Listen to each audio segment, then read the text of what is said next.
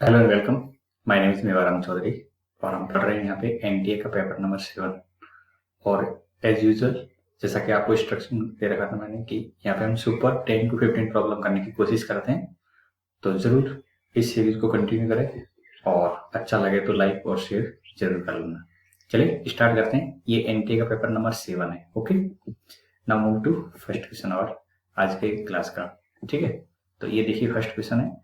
इस क्वेश्चन के अंदर आप देखोगे तो आपको लिमिट एंड इंटीग्रेशन दोनों एक साथ देखेंगे, तो one of the finest problem बन जाता है जब एक साथ मल्टी कॉन्सेप्ट क्वेश्चन के अंदर लग जाते हैं। राइट, तो क्या करेंगे इस क्वेश्चन के अंदर, सबसे पहले हम लिमिट को सिंप्लीफाई करने की कोशिश करेंगे। राइट, यदि लिमिट आ जाएगी तो फंक्शन कुछ ज्यादा नहीं बचेगा। तो मैं यहाँ पे इस फंक्शन के अंदर लिमिट का जो पार्ट है उसको पहले सिंप्लीफाई करने की कोशिश करूंगा। तो मुझे 2x अपॉन पाई दिख रहा है और यहाँ पे cot inverse x upon t square. अब देखिए लिमिट तो यहाँ पे t की है बट अंदर x है, तो x क्या करेगा, साइन डिसाइड करेगा। x यहाँ पे साइन डिसाइड करेगा। अब इस क्वेश्चन को अच्छे से अंडरस्टैंड करने के लिए एक बार कॉट इनवर्स के ग्राफ की तरफ आप लुक करें कि कॉट इनवर्स का ग्राफ कैसे होता है। तो बच्चों कॉट इनवर्स का ग्राफ कैसे होता है, रेंज 0 से पाई होती है। रेंज क्या होती है, 0 से पाई, और वो कुछ इस तरह से बनता है। राइट, ये पाई बाय 2 होता है। इस तरह से ग्राफ बनता है। तो मैं देख पा रहा हूं कि अगर मेरे पास में x पॉजिटिव है, x पॉजिटिव है, तो कॉट इनवर्स की वैल्यू क्या हो रही है, कॉट इनवर्स की वैल्यू आपके साथ में ये 0 से पाई बाय 2 के बीच में है, और x की वैल्यू नेगेटिव है तो कॉट इनवर्स की वैल्यू पाई बाय 2 से पाई के बीच में है। तो हम यहाँ पे केस बनाएंगे। क्यों? क्योंकि ये x के बारे में जब तक मुझे जानकारी नहीं है तब तक मैं लिमिट एग्जैक्टली नहीं बताऊंगा। तो व्हेन x ग्रेटर देन 0, ध्यान से सुनना, व्हेन x ग्रेटर देन 0 है तो आपका लिमिट का प्रॉब्लम क्या बन जाएगा, limit t tends to 0 to x upon pi cot inverse x upon t square है। देखो t क्या, t 0 पे टेंड कर रहा है, t 0 को टेंड कर रहा है, तो 1 बाई टी स्क्वायर क्या होगा, इनफाइनाइट को टेंड करेगा। क्या करेगा, इनफाइनाइट को टेंड करेगा। अच्छा, x अगर पॉजिटिव ले लिया तो ये पॉजिटिव इनफाइनाइट होगा। क्या होगा, पॉजिटिव इनफाइनाइट। अब आप मुझे बताओ cot inverse x by t square कितना होगा।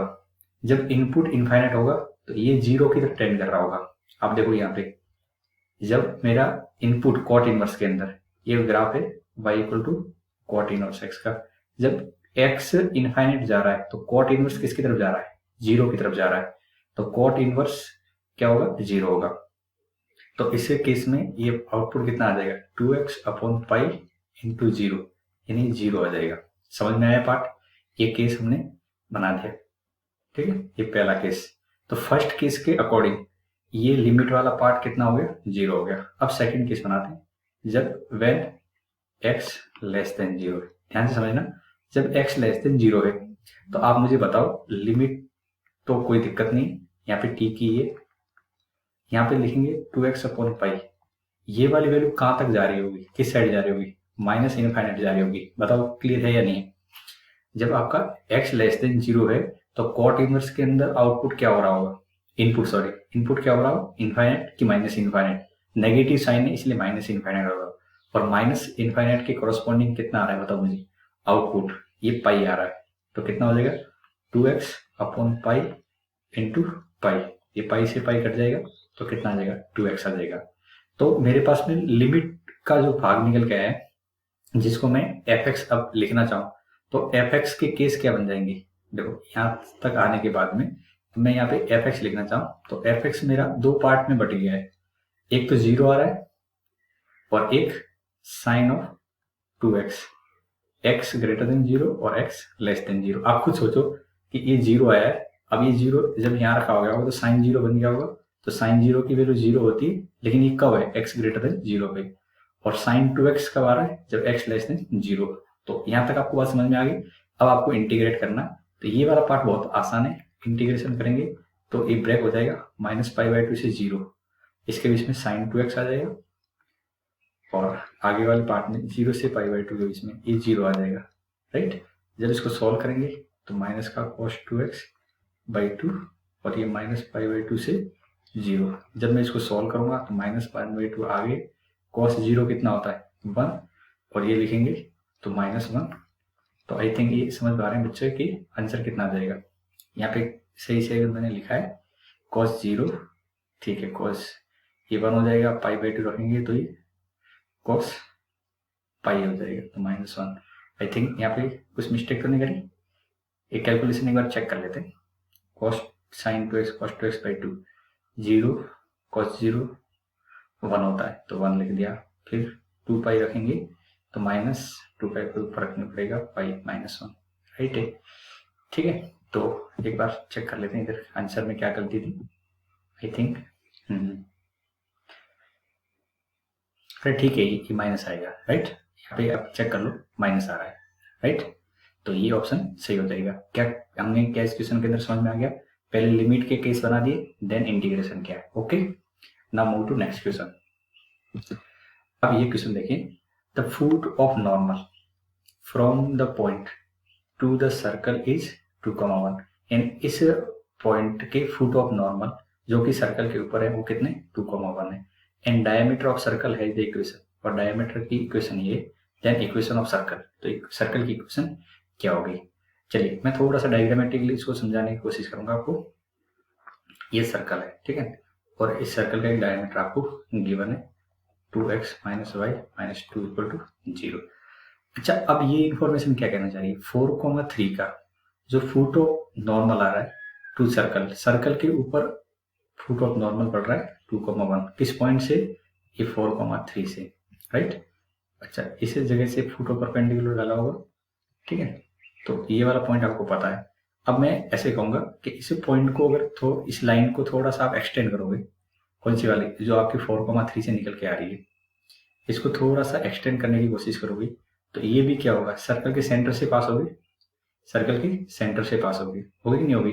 तो मुझे क्या करना है, इस इक्वेशन को फर्दर लिख लेना है, लेट ए और ये बी।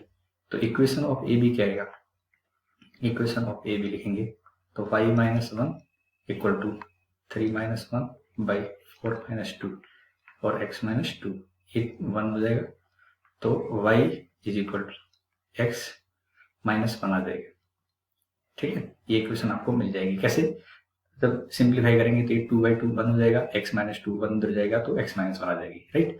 दोनों इक्वेशन आपको मिल चुकी है। जब मैं इन दोनों को सॉल्व करूंगा आपस में तो मुझे सेंटर मिलेगा, तो फोर सेंटर क्या करना पड़ेगा, इन दोनों को सॉल्व करना पड़ेगा। तो सॉल्व करने का तरीका क्या है, ये वाली इक्वेशन 2x - y = 0 और ये x - y - 1 = 0, दोनों को सब्ट्रैक्ट कर लेते हैं, ठीक है। तो ये x - 1 = 0, तो x की वैल्यू कितनी आ जाएगी, 1 आ जाएगी।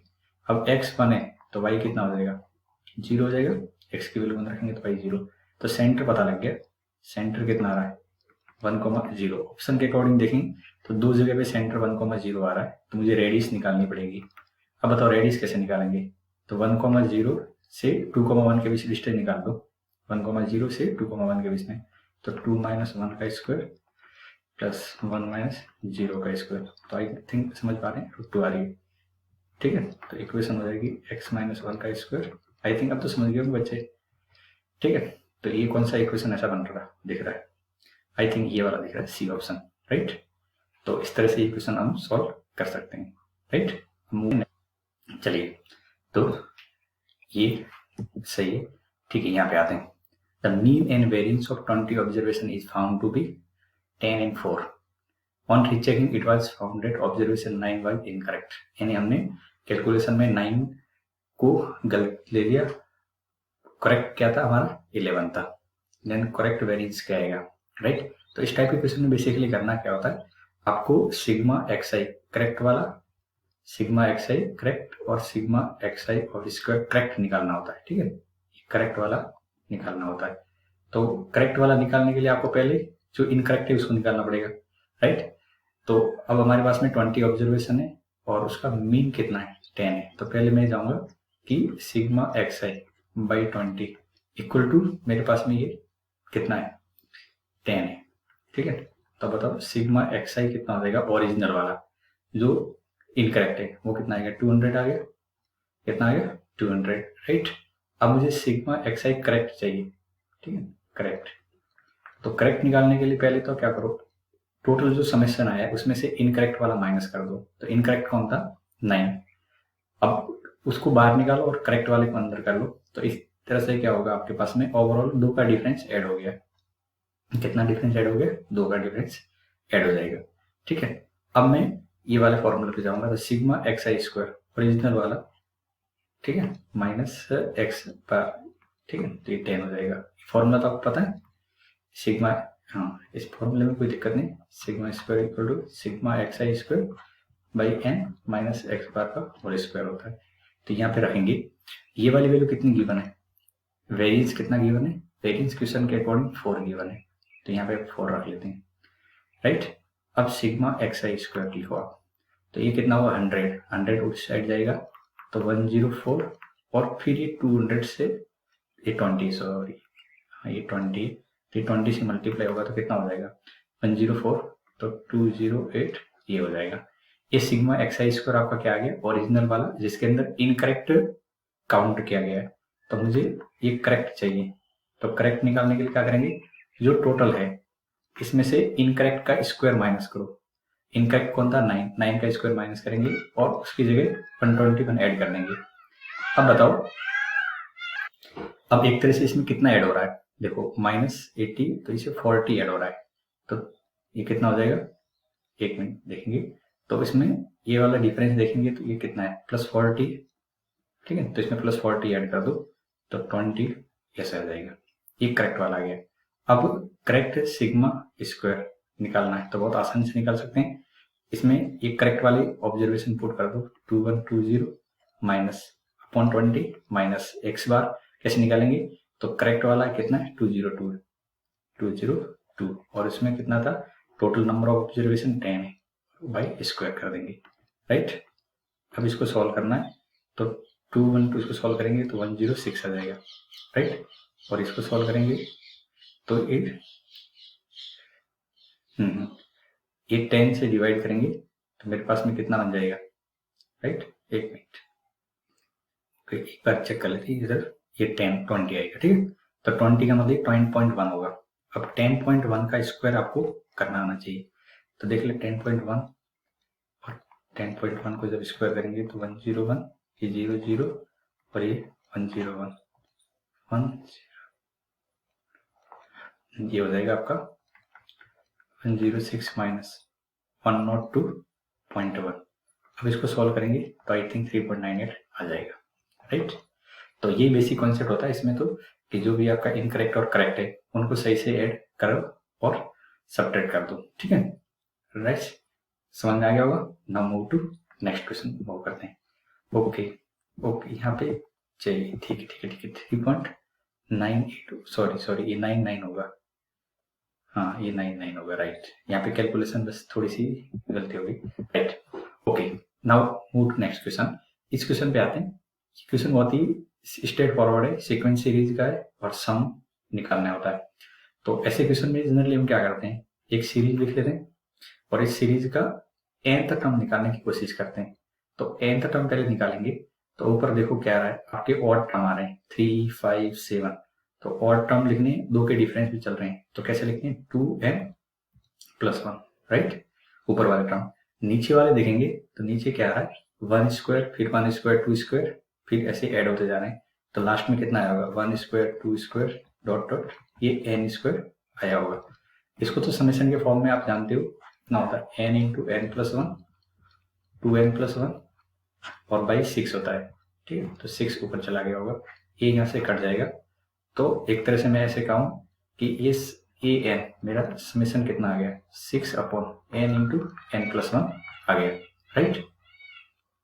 अब इसको आपको क्या करना है, जब भी डिवाइड में ऐसे आता है तो लगे आप इसको डिफरेंस के फॉर्म में क्रिएट करने की कोशिश करते हैं। तो डिफरेंस के फॉर्म में कैसे लिख सकते हैं बताओ, क्या मैं इसको ऐसे लिख सकता हूँ n+1 माइनस n, ये डिफरेंस के फॉर्म में लिखने का मेथड होता है। जब आप इसको लिखोगे तो कितना हो जाएगा, 1/n और इधर आएगा n+1, समझ गए। तो ये हमारा nth टर्म आया है, राइट। अब मुझे सम निकालना है अप टू, तो सम निकालने के लिए सिग्मा और n की वैल्यू 1 से 20 तक, और यहाँ पे ये 6 तो है और इधर से 1/n और n+1 बन जाता है। अब इस सीरीज में क्या करते हैं, बेसिकली बहुत ही स्ट्रेट फॉरवर्ड इक्वेशन बन जाता है। ये यहाँ रखते हैं और इसको यहाँ रख दो, क्योंकि ये कैंसिल आउट होते जाएंगे। तो क्या बचेगा, 1/1 और 1/21 बचेगा, राइट। तो 6 इसे डिफरेंस लेंगे तो 20/21, ठीक है। तो ये आपका 120/21, जिसको k/21 से कंपेयर करना है। तो k कितना आ जाएगा, 20। कैलकुलेशन में बस थोड़ा सा ध्यान रखें, और जब कभी भी ऐसी सीरीज आती है तो उसको डिफरेंस के फॉर्म में लिखने की हमेशा कोशिश करते हैं। क्या करते हैं, डिफरेंस के फॉर्म में लिखने की हमेशा कोशिश की जाती है, बस ये इसका मेथड होता है। नाइस। तो ये 120 इसका सही आंसर हो जाएगा। Now move to next question. अब अगले क्वेश्चन में जाते हैं, और इस क्वेश्चन के अंदर आपको फंक्शन गिवन है और g ऑफ fx के इन्वर्टिबल की बात करें। इन्वर्टिबल का मतलब क्या होता है, एक बार रिकॉल करो तो। इन्वर्टिबल का मतलब इनवर्स पॉसिबल होना चाहिए, इनवर्स पॉसिबल होना चाहिए। इसका मतलब वो 1/1 होना चाहिए और वो 1/2 होना चाहिए। ये दोनों ही इन्वर्टिबल की कंडीशन है। अगर कॉमन बोले तो बाइजेक्टिव फंक्शन होना चाहिए। क्या होना चाहिए, बाइजेक्टिव फंक्शन होना चाहिए। तो पहले मैं जी ऑफ fx से फाइंड आउट करने की कोशिश करूंगा। तो g ऑफ fx निकालेंगे तो fx की वैल्यू कितनी है, ये आपके पास में sin x plus cos x है। यहाँ पे रखेंगे तो sin x plus cos x का होल स्क्वायर -1 है, और ये सिंप्लीफाई करेंगे तो sin square x cos square x plus 2 sin x cos x -1, ये 1 से कट के आई थिंक sin 2x मिल जाएगा आपको। ये मेरे पास में आ गया g ऑफ fx, राइट।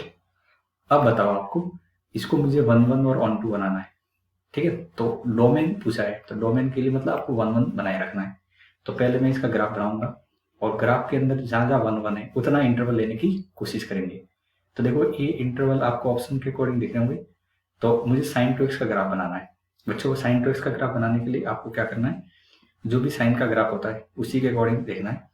तो मैं देख पा रहा हूँ कि π/4 रखेंगे तो ये sin π/2 बन जाएगा। π/4 रखूंगा तो sin π/2 बन जाएगा, तो इधर से 1 आ जाएगा, तो ये तो ऐसे बन जाएगा। और इधर -π/4 रखेंगे तो इधर -1 आ जाएगा, तो ऐसे बन जाएगा, ठीक है। अब उसके बाद क्या होगा, उसके बाद ये रिपीट होना लग जाएगा, ये नीचे आएगा और ये इस तरह से मूव करेगा। तो आप खुद सोचो क्या सोचना है कि ये फंक्शन मुझे 1/1 बनाना है, तो केवल कितना डोमेन आपको अलाउ करना पड़ेगा।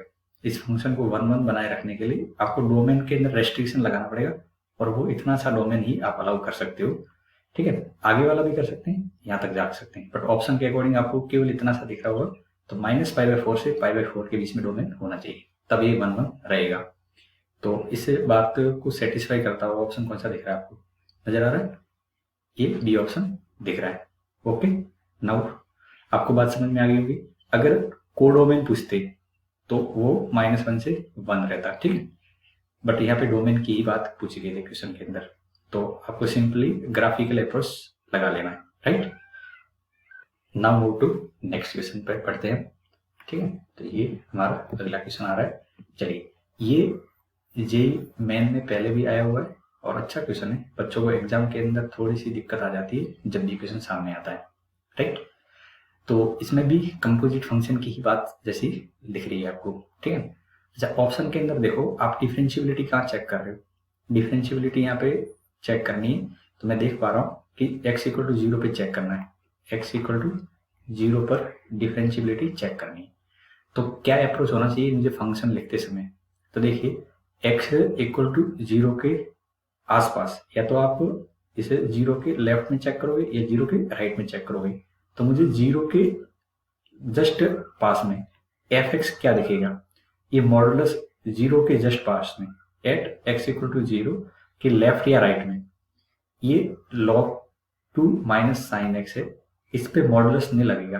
पता है, मॉडुलस हटा दो बोले कोई दिक्कत नहीं, क्योंकि आप कंपैरिजन करो। log 2 की वैल्यू आपकी कितनी होती है, log 2 की वैल्यू जब लिखते हैं तो 0.3010 आती है, ठीक है। और साइन तो ऑलमोस्ट 0 सा होते हैं 0 के लेफ्ट राइट में। तो ये पॉजिटिव वैल्यू आ रही है, पॉजिटिव वैल्यू है तो उसके साथ में ये log 2 - sin x के ग्राफ, मतलब ये वैल्यू के अंदर पॉजिटिव आएगा तो मोड हटा देते हैं, तो ये मेरा fx है।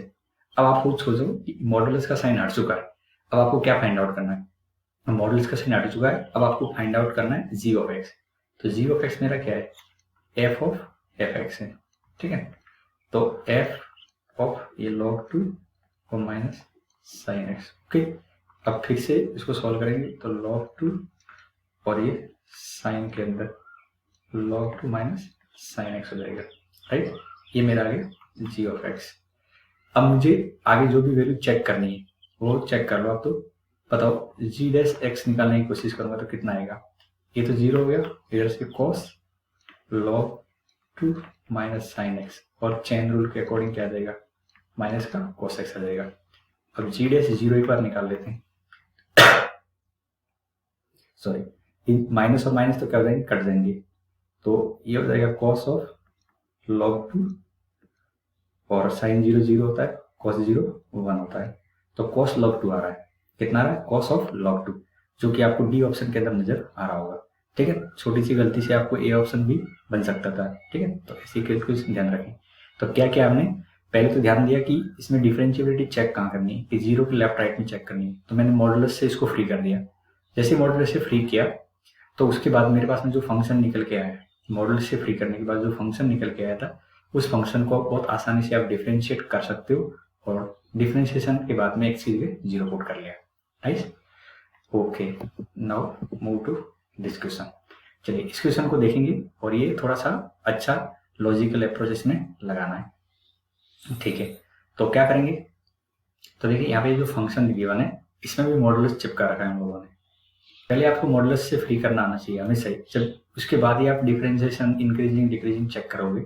तो क्या करेंगे, पहले मैं फंक्शन के अंदर मॉडुलस का साइन देखूंगा, तो cos के अंदर मॉडुलस दे रखा है।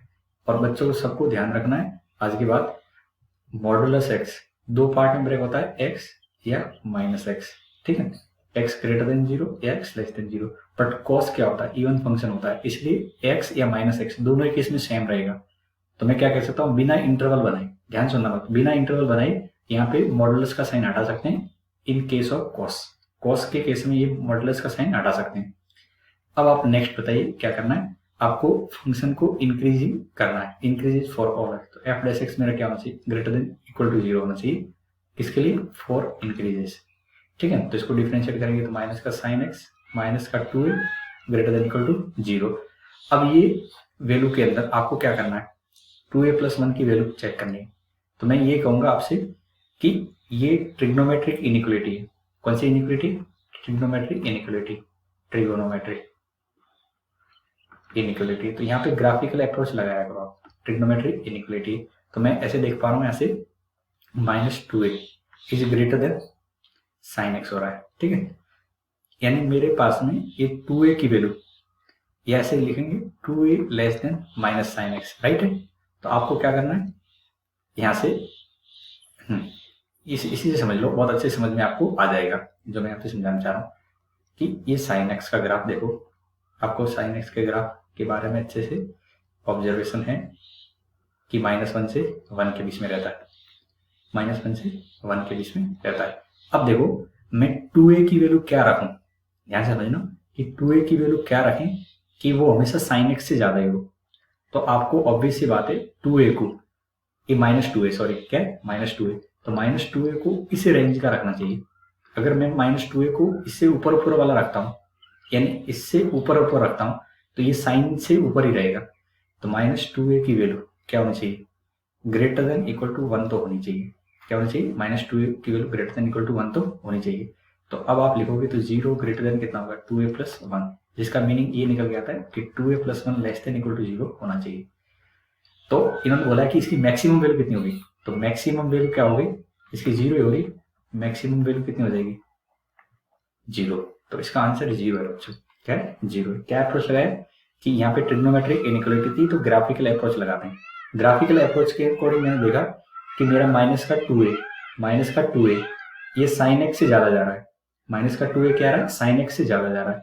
तो मुझे माइनस का 2a साइन के मैक्सिमम से ज्यादा रखना पड़ेगा, साइन के मैक्सिमम से ज्यादा ही रखना पड़ेगा, राइट। बस ये इस क्वेश्चन का बेसिक कॉन्सेप्ट। नाउ यहाँ पे आते हैं, ये बाइनोमियल इक्वेशन है, और इस बाइनोमियल इक्वेशन को देखने के लिए आपको यहाँ से छोटी छोटी बातें ध्यान में आनी चाहिए कि सम ऑफ कोएफिशिएंट क्या होता है। तो देखिए सबसे पहले तो नेचुरल नंबर की बात हो रही है, तो यहाँ पे हम देख पा रहे हैं कि sum of all binomial coefficient is lies between 200 to 400।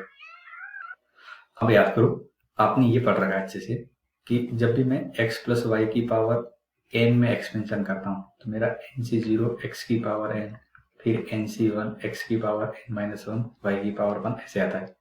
तो सम ऑफ कोएफिशिएंट के लिए क्या करते हैं, सम ऑफ कोएफिशिएंट के लिए आप x और y को 1 रख लेते हैं, तो इस साइड में 2 की पावर n बन जाता है, इस साइड में nc0 nc1 nc2 ये कोएफिशिएंट आते जाते हैं, राइट।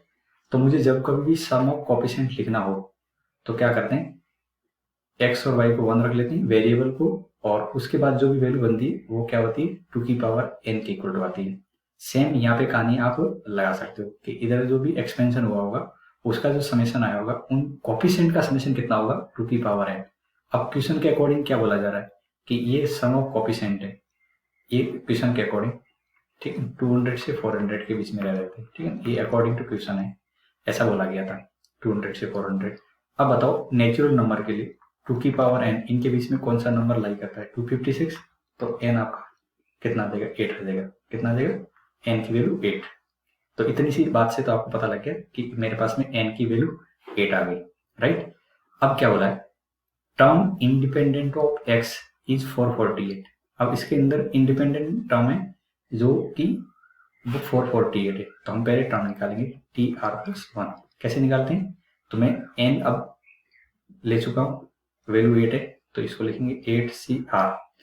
अब यहाँ पे ये वाले टर्म को लिखूंगा मैं, तो x माइनस 3/4 की पावर क्या होगा 8 माइनस r, और ये दूसरा वाला पॉइंट कौन सा है a, तो a की पावर r, x की पावर 5/4 और r। क्या आपको समझ में आ गया मैंने क्या लिखा था, जनरल टर्म लिख दी मैंने। अब जनरल टर्म लिखने के बाद में इंडिपेंडेंट के लिए आपको x की टर्म एक साथ करनी पड़ेगी, तो a की पावर r यहाँ पे लिख देते हैं, और x की पावर देखो ये इससे मल्टीप्लाई होगा तो कितना आ जाएगा, जब x के साथ लिखेंगे तो माइनस आगे लेते हैं तो ये 24, यहाँ पे ये 3/4 मल्टीप्लाई करेंगे तो 2 कट जाएगा, तो कितना आ जाएगा 6 और माइनस 3/4 और यहाँ से कितना आ जाएगा, राइट, ए ब्रैकेट मैं हटा देता हूँ, माइनस यहाँ पे प्लस हो जाएगा और ये आपका प्लस 5/4r। क्या समझ में आ गया, मैंने x की सारी टर्म एक साथ कर ली। थोड़ा सा फर्दर और सिंप्लीफाई करते हैं, a की पावर r x की पावर -6 प्लस कितना होगा 538 इन 2r हो गया, राइट। अच्छा इंडिपेंडेंट के लिए क्या करते हैं, इंडिपेंडेंट के लिए independent of x for independent of x, तो मैं यहाँ से अच्छे से देख पा रहा हूँ कि -6 प्लस 2r की वैल्यू 0 होनी चाहिए, तो r कितना होना चाहिए 3 होना चाहिए, राइट। इंडिपेंडेंट ऑफ x होने के लिए r की वैल्यू क्या होनी चाहिए 3 होनी चाहिए। अब r मेरे पास में आ चुका है, तो टर्म क्या होगी बताओ, टर्म क्या होगी, तो वो होगी आपकी 8c3 a की पावर 3, राइट। और एक क्वेश्चन के अकॉर्डिंग कितना गिवन है 448 गिवन है, राइट। बस आपको अब सॉल्व करना है और a की वैल्यू निकाल के लेनी है। तो 8c3 को मैं देख पा रहा हूँ 8 फैक्टोरियल और इधर 5 factorial 3 factorial, right, into a3 और 448। अब इसको लिखेंगे तो 8 7 6, ठीक है, और यहाँ पे 6 से कट गया, a³ 448, तो ये यहाँ से भी कट जाएगा 56 है तो ये 8 टाइम कट जाएगा, तो a की वैल्यू 2 आ जाएगी बच्चों, कितनी आ जाएगी a की वैल्यू 2, राइट। तो इस क्वेश्चन के अंदर बहुत कुछ बाइनोमियल का आपको सीखने को मिला होगा, general term, sum of coefficient और उसके बाद में वैल्यू निकालना। चलिए अब मूव करते हैं नेक्स्ट क्वेश्चन की तरफ, राइट। मजा आ रहा है, होपफुली आप एंजॉय कर पा रहे होंगे। चलिए यहाँ पे आते हैं, एक बायस कौन है हैज प्रोबेबिलिटी ऑफ गेटिंग, एक बायस कौन की probability of getting head is p, head की प्रोबेबिलिटी p है, इज टॉस्ट, इसको जब तक टॉस करते हैं until head appear for the first time, जब तक हेड फर्स्ट टाइम नहीं आए तब तक उसको टॉस करते जाना है। Probability that number of toss is even, यानी आपको इवन टाइम टॉस करना है, या तो आप 2 बार टॉस कर सकते हो, 4 बार, 6 बार, 8 बार ऐसे टॉस करते हैं। तो मेरे पास में जो टॉस होंगे वो इवन 2 हो सकते हैं, 4 टॉस हो सकते हैं, 6, 8 ऐसे टॉस होते जाएंगे। अच्छा, मुझे 2 टॉस करके भी सफलता मिल सकती है, सक्सेस 4 भी करने पड़ सकते हैं, या 6 भी करने पड़ सकते हैं, 8 भी करने पड़ सकते हैं। तो यहाँ पे सिंपली मैं लिखना चाहूंगा, तो क्या लिखूंगा? अच्छा, 2 टॉस कब करने पड़ेंगे? जब आपके पास में पहले फेल हुए होंगे और फिर सक्सेस मिली होगी, फेलियर के बाद सक्सेस मिली होगी, तब आपको 2 टॉस करने पड़ेंगे। इस केस में क्या करेंगे? फेलियर फेलियर फेलियर फिर सक्सेस मिली होगी, तो इस केस में आप बोलेंगे कि मुझे 4 टॉस करने पड़े। सिमिलरली यहाँ देखेंगे तो 5 टाइम फेलियर फिर 6 टाइम्स सक्सेस मिलनी होगी। तो इस तरह से मेरे पास में ये आउटकम आनी चाहिए। ठीक है, आउटकम। अब मुझे प्रोबेबिलिटी लिखनी है, प्रोबेबिलिटी। तो प्रोबेबिलिटी लिखने के लिए क्या करते हैं? ये सक्सेस की और फेलियर की प्रॉपर्टी देखो यहाँ पे, कि सक्सेस को पी बोल रहे हैं यहाँ पे, सक्सेस पी, फेलियर को मैं मान लेता हूँ। ठीक है, यहाँ पे क्यू, तो पी प्लस क्यू कितना होगा आपका? 1 तो ऑलवेज रहेगा, कि सक्सेस और फेलियर की बात यहाँ कौन के आधार पे की जा रही है। तो यहाँ पे लिखेंगे तो क्या हो जाएगा? ये क्यू और ये पी, यहाँ पे क्यू क्यू क्यू और पी। ठीक है, तो एक तरह से जीपी बन जाती है। और इस जीपी का समेशन लिखना हो तो फर्स्ट टर्म एस इनफिनिट लिखते हैं, क्या करते हैं? A upon 1 minus r, first term upon 1 minus r लिखते हैं। तो फर्स्ट टर्म कितनी? क्यू पी, और रेशियो निकालेंगे तो इस रेशियो निकालेंगे तो 1 माइनस क्यू स्क्वायर है, राइट। और वो क्वेश्चन के अकॉर्डिंग कितना गिवन है? 2/5 है। क्या आपको इतनी बात समझ में आ गई क्या? Q P upon 1 minus q square equal कितना आ गया? 2/5। ओके, अब मुझे सॉल्व करना है और यहाँ से पी की वैल्यू फाइंड आउट करनी है। तो बच्चों देखो, अब बहुत सारे तरीके से सॉल्व कर सकते हैं। तो क्यू पी और नीचे वाला फैक्टर करेंगे तो 1 माइनस क्यू और 1 प्लस पी इक्वल टू 2/5। अब बताओ 1 माइनस क्यू क्या होगा? आपका पी होगा, 1 माइनस क्यू क्या होगा? पी। तो ये पी से पी कैंसिल आउट हो गया, राइट। अब क्रॉस मल्टीप्लाई करो तो 5q is equal to 2 plus 2q, तो 3q इज इक्वल टू 2। तो q की वैल्यू कितनी आ गई? 3/5 आ गई। q की वैल्यू कितनी आ गई? 3/5। तो मैं यहाँ से बहुत अच्छे से लिख सकता हूँ कि p की वैल्यू क्या रही होगी? p की वैल्यू कितनी रही होगी? 2/5 रही होगी। ओके, अब मुझे क्या चाहिए था? 9p। ठीक है, तो 9p निकालेंगे तो 9p की वैल्यू, ओके यहाँ पे लिखेंगे तो 9p की वैल्यू लिखेंगे तो 9 इंटू 2/5 18/5, तो 3.6 आ जाएगा। ठीक है, अच्छा यहाँ पे कोई कैलकुलेशन मिस्टेक तो नहीं करी हमने? आई थिंक कोई दिक्कत नहीं है। ये काटेंगे तो 5q is equal to 2 plus 2q, इधर जाएगा तो 3q इक्वल टू 2। ओके बच्चों, यहाँ पे थोड़ी सी गलती हो गई मेरे से। ओके सॉरी, यहाँ पे q की वैल्यू 2/3 आ जाएगी, तो ये बच्चों आपकी वैल्यू 1/3 हो जाएगा। हाँ, क्योंकि ये ऑप्शन अकॉर्डिंग इंटीजर बना रखा होगा, तभी तो 9p से मल्टीप्लाई कर रखा है। ठीक है, तो ठीक है, तो आपका 9p कितना हो जाएगा? ये लिख देते हैं 9p की वैल्यू हो जाएगी 3, राइट। तो ये आंसर है इस क्वेश्चन में। तो बहुत सारे तरीके हैं मतलब ये कैलकुलेशन को आपको अप्रोच करने की, इसी मेथड से करते हैं। बट यहाँ पे आप कैलकुलेशन कैसे फास्ट कर सकते हो, ये थोड़ा सा पॉइंट था, right. Okay, now move to next question. यहाँ पे आते हैं, ये क्वेश्चन देखिए, if the straight line drawn through the point 3, is inclined at an angle π/6 with x axis meet the line। अच्छा, यहाँ पे क्लियरली मैं देख पा रहा हूँ कि अगर डायग्रामेटिकली देखने की कोशिश करोगे तो √3/2 फर्स्ट क्वाड्रेंट के अंदर है, और यहाँ से एक लाइन पास हो रही है जो कि π/6 का एंगल बना रही है। ठीक है, ये π/6 का एंगल बना रही है।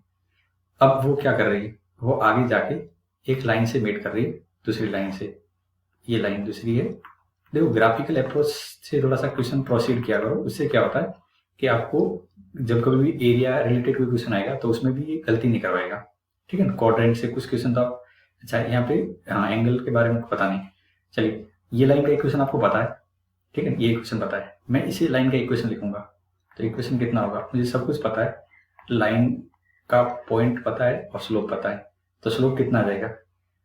एंगल π/6 है तो ये आ जाएगा 1/√3 और x माइनस √3, राइट। तो इसको लिखेंगे तो y minus 2 is equal to x। Okay, हाँ राइट। तो ये आपका हो जाएगा y equal to x minus √3 और +1 आ जाएगी। ये लाइन की इक्वेशन आ गई, कौन से वाले की? इस लाइन की इक्वेशन। अब बोल रहा है कि ये जो इंटरसेक्ट करती है, ये वाला पॉइंट P है और ये Q है। अब मुझे क्यू निकालना है, तो क्यू के लिए क्या करेंगे, 4q आपको कैलकुलेशन करनी पड़ेगी पी और क्यू ये दोनों लाइन के साथ में, ठीक है। तो बहुत ही इजी तरीके से कर सकते हैं। देखो ये y की वैल्यू यहाँ पुट कर लेते हैं, ठीक है, इक्वल टू 0। तो जब आप लिखोगे तो √3x और ये 2√3x माइनस 4 इक्वल टू 0 हो रहा है, ठीक है। इसको मल्टीप्लाई कर दिया बस, 2√3x माइनस 4 इक्वल टू 0, तो ये कितना हो जाएगा। हाँ तो यहाँ पे ये क्या कर दिया मैंने, एक मिनट, ठीक है, बस कैलकुलेशन है। तो यहाँ से देखो एलसीएम ले लो, 3x माइनस 4x और ये यहाँ पे एलसीएम लेंगे तो 4√3 इक्वल टू 0, राइट। तो माइनस x इक्वल टू 4√3, तो x की वैल्यू माइनस 4√3 आ रही है, x की वैल्यू आ गई, तो y की वैल्यू क्या आ जाएगी, x के साथ में ये √3 से मल्टीप्लाई करेंगे तो आई थिंक -3 आ जाएगा। इसको यहाँ पुट करेंगे तो √3 से √3 कट गया, -4, ठीक है। तो हमारा क्यू पॉइंट क्या हो गया, 4√3 -3। अब क्या चाहिए, P Q, okay, P Q की लेंथ चाहिए, तो पी क्यू की लेंथ निकाल सकते हैं।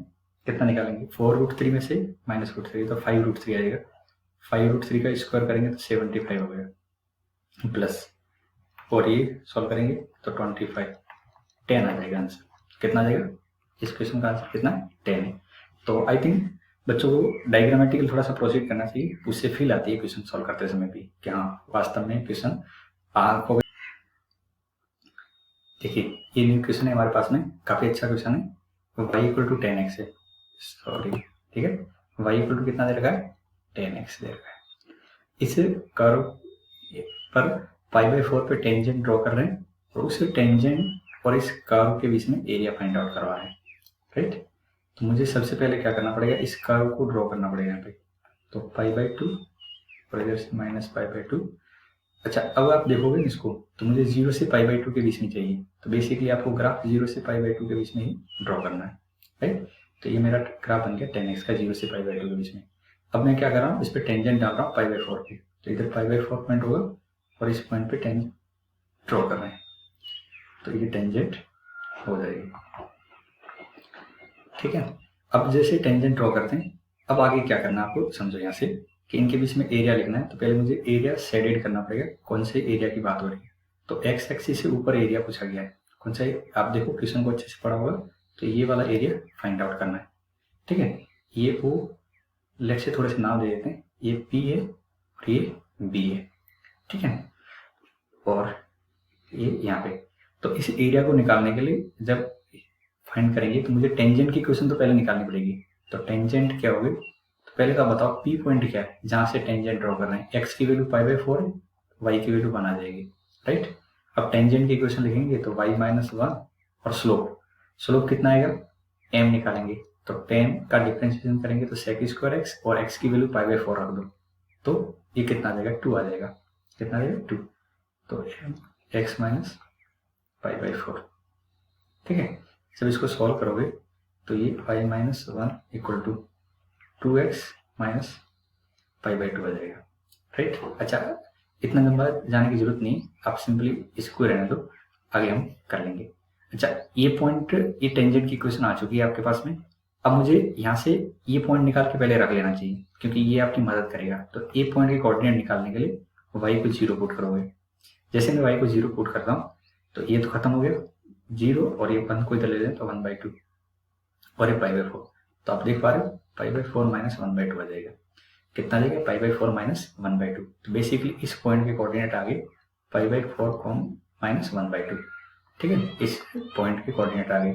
बी पॉइंट के कोऑर्डिनेट आपको पता ही है π/4, 0। अब एरिया कैसे निकालेंगे, तो एरिया का बहुत ही सीधा सा कॉन्सेप्ट है बॉस कि आपको 0 से π/4 तक 10 को इंटीग्रेट तो करना पड़ेगा, इससे पूरा एरिया मिलेगा, लेकिन नीचे ट्रायंगल का एरिया नहीं चाहिए। तो मैं क्या करूंगा, माइनस एरिया ऑफ ट्रायंगल, कौन सा ट्रायंगल, PAB, समझ पाए। अब यहाँ पे इंटीग्रेट मत करो, सिंपल सी आप ज्योमेट्री के अकॉर्डिंग लिख लो। जब 10x का इंटीग्रेशन करते हैं तो कितना होगा, log ऑफ sec x, और ये 0 से π/4 तक जा रहा है। अच्छा इसका एरिया लिखो, ये थोड़ा सा मजेदार है। PAB का बेस कितना है, अच्छा हाइट कितनी है, यहाँ से लेके यहाँ तक ये तो 1 है, ठीक, ये पॉइंट की जब पाई बाई 4 रखेंगे तो 1 आता है, तो हाइट तो 1 है। बेस सबसे इंपॉर्टेंट बात है, तो पाई बाई 4 से लेके पाई बाई 4 माइनस 1/2, तो आप देख पा रहे हो कि आपका बेस कितना आएगा। मैं ए बी को अलग से लिखने की कोशिश करूंगा, तो ए बी की वैल्यू आप नोटिस करना पाई by 4 minus pi by 4 minus 1/2, तो बेसिकली 1/2 आ रही है। कितनी आ रही है? 1/2, राइट। और हाइट कितनी? 1। बस अब आप सॉल्व करोगे तो log of sec pi by 4, sec pi by 4 की वैल्यू कितनी आती है? √2 माइनस सेक 0 1 होता है, लॉग 0 सेक ऑफ 0 1 और लॉग 1 0 होता है, तो इतना और ये 1/4 आ जाएगा, राइट। अब देखो यहाँ पे ऑप्शन में देखेंगे तो रूट को आगे कर रखा है, तो इसका पावर आगे ले लेंगे तो 1/2 और log 2 माइनस 1/4। कोई ऑप्शन दिख रहा है? हाँ, ये ऑप्शन दिख रहा है आपको। कौन सा ऑप्शन दिख रहा है? ए। 1/2 कॉमन लेना पड़ेगा, राइट। तो बेसिकली यही अप्रोच है कि जो इन्फॉर्मेशन है उसके अकॉर्डिंग चलते जाइए, आपको आंसर तक पहुंचने में कोई दिक्कत नहीं आएगी, राइट। चलिए अब आज की क्लास का आई थिंक लास्ट क्वेश्चन है, ठीक है। ये हाँ, जब भी पेपर आते हैं उसमें न्यूमेरिकल टाइप का क्वेश्चन होता है, तो ये लास्ट क्वेश्चन है उसका, तो उसको देख लेते हैं, फिर ये आपका सेशन पूरा हो जाएगा। ओके, तो काफी अच्छे क्वेश्चन हमने कवर करने की कोशिश की, आई थिंक 45। तो देखते हैं ये वाला क्वेश्चन करें। तो देखो आप ये क्वेश्चन को सॉल्व करने के लिए जब भी 10 के फॉर्म में सीरीज आती है तो आप उसको डिफरेंस के फॉर्म में लाने की कोशिश करोगे। डिफरेंस का मतलब ये होता है कि आपके सामने x माइनस वाई और 1 प्लस एक्स वाई आ जाए, तो आप उसको ऐसे लिखो tan inverse x minus tan inverse y, ये लिख सकते हैं। लेकिन पहले ऐसा बनाना पड़ेगा आपको, ठीक है। तो कैसे बनाएंगे, ये यहाँ पे थोड़ा सा चैलेंज है, तो उस चैलेंज को एक्सेप्ट करते हैं और यहाँ से सॉल्व करेंगे। तो tan इनवर्स, देखिए ये पहला वाला पार्ट में लिख रहा हूँ, तो इधर 1 तो होना ही होना चाहिए, 1 तो होना चाहिए, तो 1 यहाँ रख लेते हैं। और ये x² प्लस एक्स है, उसको 2 पार्ट में ब्रेक कर दो, ठीक है, ऐसे लिख सकते हैं। सही है क्या? अब ये x है और ये y है, तो ऊपर क्या होना चाहिए? x माइनस पाई या y माइनस एक्स होना चाहिए, तो x प्लस 1 माइनस एक्स, हमारा काम हो गया। इस तरह से हमने इस टर्म को लिख दिया है। अब अगले वाले पे जाना है, अगले को लिखना थोड़ा सा मजेदार एक्सपीरियंस होगा। देखो 1 तो होना ही चाहिए कि नहीं होना चाहिए? 1 होना चाहिए, तो अंदर क्या बचेगा? मैं लिख रहा हूँ यहाँ पे x² प्लस 3x प्लस 2 बचेगा। इसको फैक्टराइज के फॉर्म में लिखेंगे तो x प्लस 2 और x प्लस 3 लिख सकते हैं, तो यहाँ पे कितना आएगा? x plus 2 and x plus 3 आ जाएगा। क्या ये बात समझ में आ गई? अब इन दोनों का डिफरेंस 1 होता है, तो ऊपर डिफरेंस क्रिएट करो, x plus 3 minus x plus 2। बस ये पैटर्न आपको फॉलो करते जाना है। अब आप अगले में खुद करना और बताओ क्या ऐसा सोच पाए। थोड़ा सा वीडियो पॉज करो और कोशिश करो।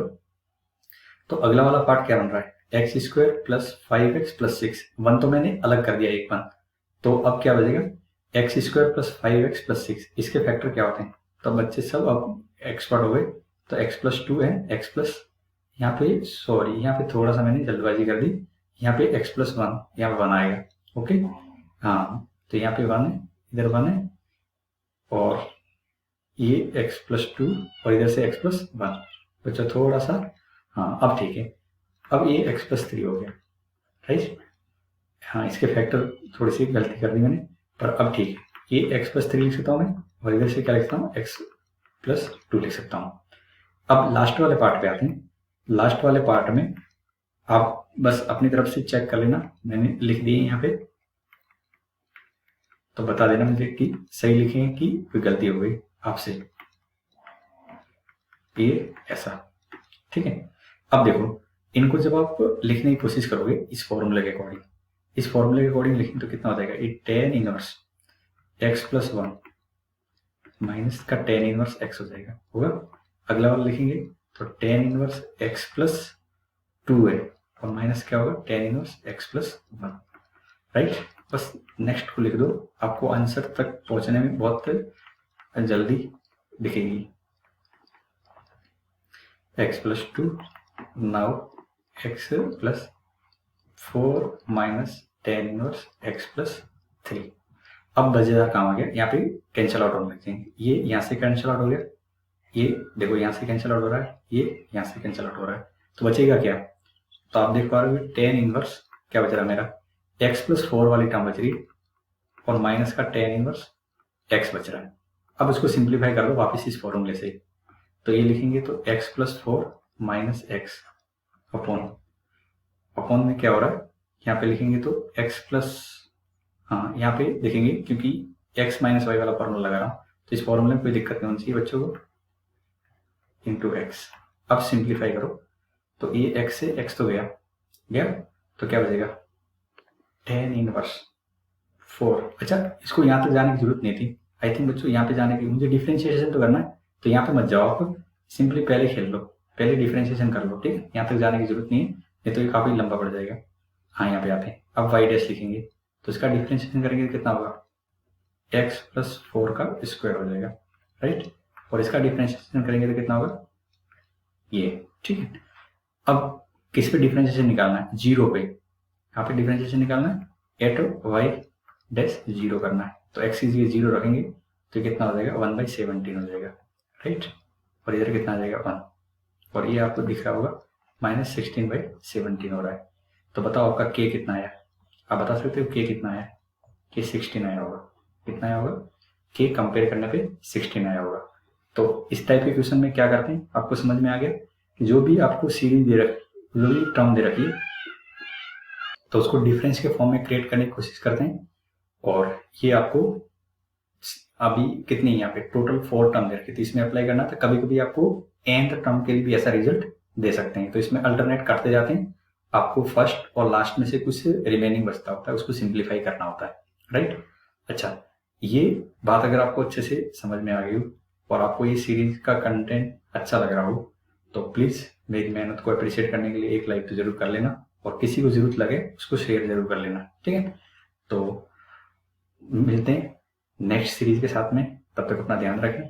और कुछ अच्छे क्वेश्चन यहाँ पे इंक्लूड थे, तो ये क्वेश्चन आपकी हेल्प कर पाएंगे, ऐसी मैं उम्मीद रखूंगा। Okay, bye bye, thank you, take care.